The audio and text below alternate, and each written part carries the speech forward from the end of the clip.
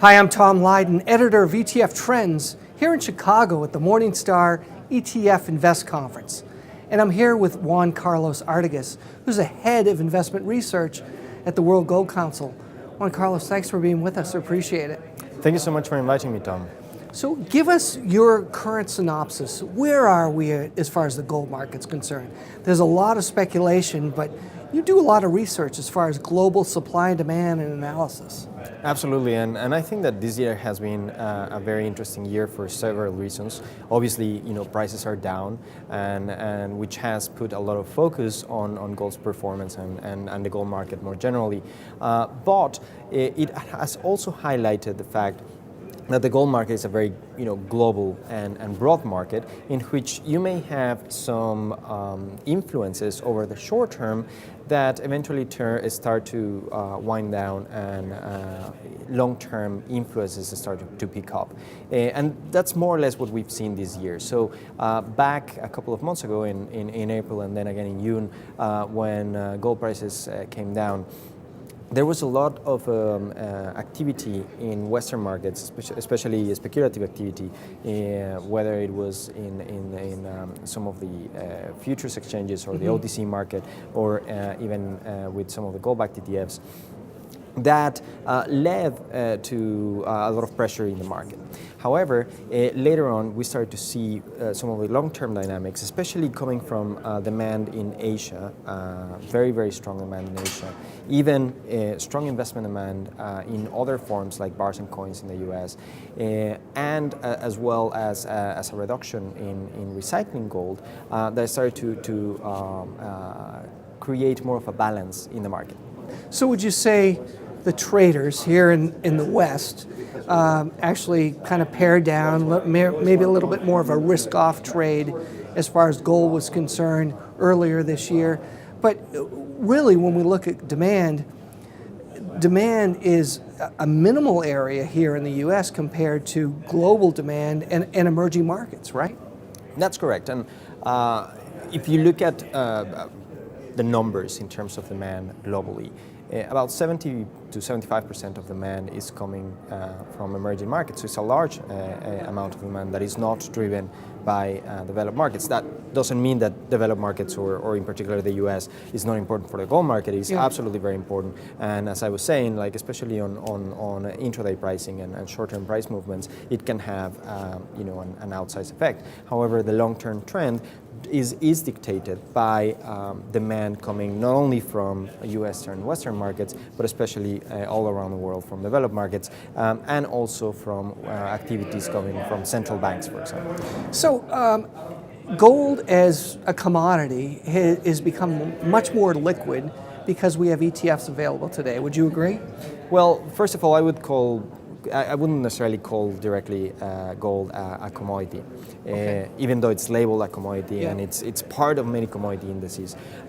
Gold functions far more as a currency than it does a commodity. Now, for many investors, for end investors, gold-backed ETFs have made or have created a viable alternative to access the market in a very transparent and easy way. Yeah. However, I think that sometimes investors do put a lot of emphasis into the ETF, the gold ETF market. That is an important component, but it's not the only component on the gold market. Just to give you a little bit of perspective, sure. Gold-backed ETFs overall, in terms of demand, account for about 8% of total demand for gold, on average, right? I thought it would have been more. Exactly. Yeah. So we do pay attention to it because it's very easy to see the flows. It's very easy to see But if we look at the broader gold market, well, ETFs are one way to access the market, but you also have the futures markets that is considerably larger in terms of volumes, and then you have the OTC market, and the OTC market is so much bigger that actually most of the liquidity that you get in the market, not necessarily for the end investor, but for large transactions, does play a huge role. I mean, in as much so that the OTC market can trade about $200 billion a day on gold transactions, which is a huge number, right? So gold-backed ETFs, I think, have absolutely been very beneficial to the overall gold market and have, compressed some of the bid-ask spreads for retail investors. But the liquidity of the market does predate gold-backed ETFs. And you're right to talk about gold as a currency. And again, we know that there are a lot of sovereign banks around the world that have billions of dollars of gold that they're holding. In addition, the way you point out that emerging markets demand is most of the demand in the U.S. And it comes in the form of jewelry, right? And especially from a gift standpoint, and as more individual citizens in those emerging market countries have more money and they move up to the middle class, from a discretionary standpoint, they tend to spend money or a certain amount of money on gold, right? Yeah, and it's jewelry, is bars and coins, but even the jewelry component that you bring up, I mean, it's not perhaps the same way that we think about jewelry in the Western world, because for them it's a direct savings mechanism or a savings vehicle. Be that so the markups that you would find in jewelry in markets like India, the Middle East, China are not as high as what you would find here in the U.S., in which you pay for brand, you pay for production and craftsmanship and design and many other things, which are not perhaps directly linked to the underlying gold component. In Asian markets, jewelry is not only a luxury good, it is also a savings vehicle. A form of currency, right? Yeah. So it's amazing when you look at it, and thank you for putting that kind of global perspective on it. And I know here in the U.S., as we talk about ETF investing in physically backed gold, that we've seen the statistics that say it's not as much of a trading vehicle, that gold is becoming a foundation investment for many portfolios today. It's not the whole 60-40 allocation between stocks and bonds, that alternative investing, and specifically gold allocation, is increasing in U.S. investment portfolios. Absolutely, yeah, and I think that is really important.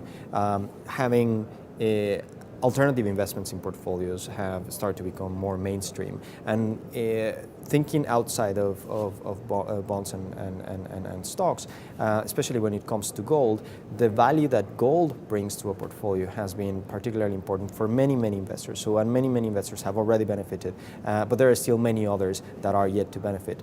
We estimate that only about 1% of global assets are invested in gold, and that is not a homogeneous 1% for everyone. It's more that some investors may have a 5%, 7% allocation, but the vast majority of investors still have a very small, if not a zero allocation to gold. So there's still a lot of people that can benefit in terms of the capital preservation properties of gold, in terms of the risk management properties of gold, by adding as you call it, a foundation asset to the portfolio. Great. Well, we appreciate the good work that you folks at the World Gold Council do. We use it regularly in our writings, and thank you for spending some time with me today. Thank you so much, Tom. Thanks for inviting me.